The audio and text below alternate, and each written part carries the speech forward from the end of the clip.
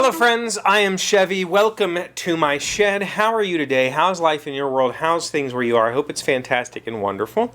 Everything here is great.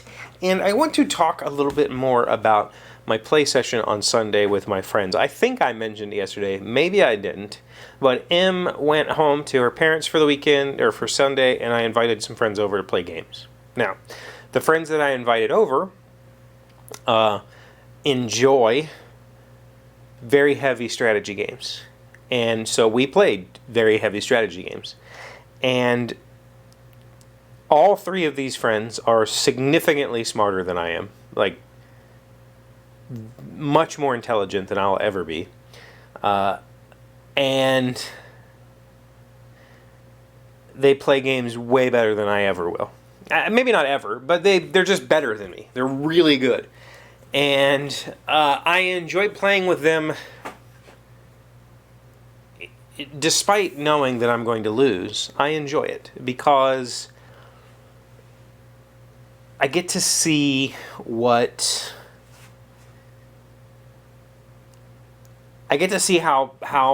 higher level players think and how they work. And it's beneficial to me as a person, not necessarily just as a gamer. But anyway, the point of this is, I think we talked about this a couple of months ago or last month, or it's been this year, that when game night started back, I gave a little brief description of why I had stopped playing board games. Now, I've never truly stopped playing them, but I stopped going to game night and being a part of that, and it was because I had a pretty steep mental decline for a while, and it was all medical stuff going on, personal issues. There was a point where I just couldn't, even a medium weight board game was just too much. I couldn't handle it. I felt stunted, and I felt like it was frustrating. It was a very frustrating feeling to know that I am a better player, but I just can't put it together. Like, my brain isn't making those connections. And so this year, with game night coming back, and I've now been clear, I've realized that I'm close to where I used to be, right? But I'm also not, because I haven't taken board games seriously now for like 4 or 5 years, which means that it's a skill like anything else. Like, gaming is a skill, and I haven't practiced it forever. So I'm really, game theory, I don't remember it at all. And I used to study it a lot because I wanted to design games and because I played games. And for those of you who don't know, board games have been a huge part of my life since the 90s, since Catan. Catan happened in 96. I was there.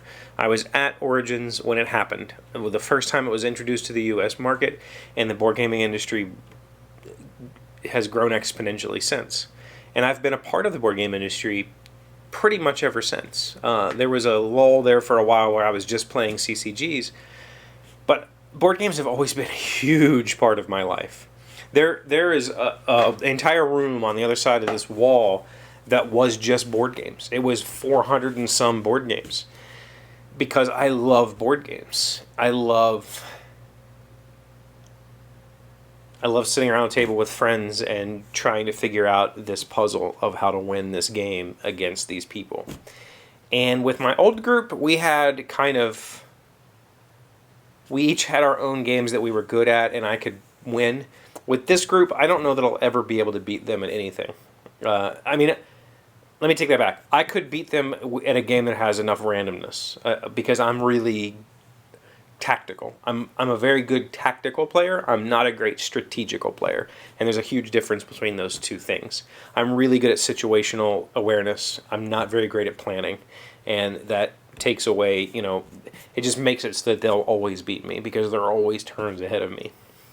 So I could beat them if we played some random games. And I might even shine in those. But the games that we played on Sunday, we played 2, Dominations and Terraforming Mars. This was my first time playing Dominations, and holy cow, that game is mind-blowing. Like, it's not a physically huge game with a ton of components. There's really only like 3 things that you interact with throughout the game. There's a board that's made up of triangles that are tessellated patterned together, and there's a little like personal knowledge skill tree kind of thing that you're building out like a tech tree, and then there's these monuments that I hesitate to even call those a third thing. There's really just these 2 things, and on your turn you can only do 3 things, but the depth of those 3 things, you're building this little skill tree, this knowledge, it's a knowledge, you're building this knowledge tree, and there's 6 domains of knowledge, and within those 6 domains there's like 24 things that you can build into your tech tree, but they have to match up in certain ways, and you can't, there's some of them you buy, they kind of terminate, so you can't add on to it, and you're building out this, and the it's this super quick branching decision tree that just becomes massively overwhelming, super overwhelming. We played it for 4 hours, and I loved it. I really enjoyed that game. I lost horribly. I lost by more than 100 points in a 400-point game. So I think it was like, I think the winners were at like 450, and I was somewhere around 330. Or maybe it was they were at 430, and I was at 350. I think that's where it was at. It wasn't quite 100 points, but I lost basically by 100 points. I